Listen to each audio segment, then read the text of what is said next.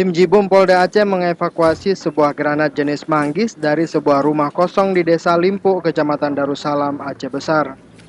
Penemuan granat ini di bekas lokasi ditangkapnya Zalfanis alias Tengku Plang pada Selasa lalu.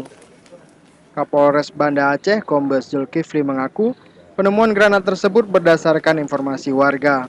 Granat jenis manggis tersebut ditemukan dalam posisi telah terbuka dari pen pengait. Namun beruntung granat tersebut tidak meledak. Granat yang diduga milik dua anggota kelompok Din Minimi itu diduga sengaja dilempar saat upaya penyergapan yang dilakukan polisi pada Selasa dini hari pekan lalu.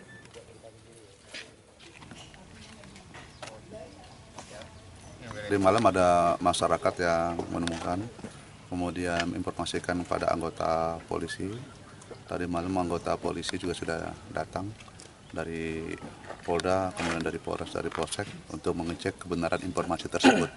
Ternyata memang benar sudah ditemukan sebuah granat jenis manggis yang pen pengamannya sudah lepas. Kini bahan peledak tersebut telah diamankan pihak Jibom Gegana Polda Aceh.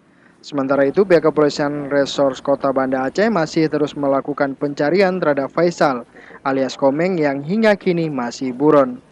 Dari Banda Aceh, Hendra Saputra melaporkan untuk Aceh Video.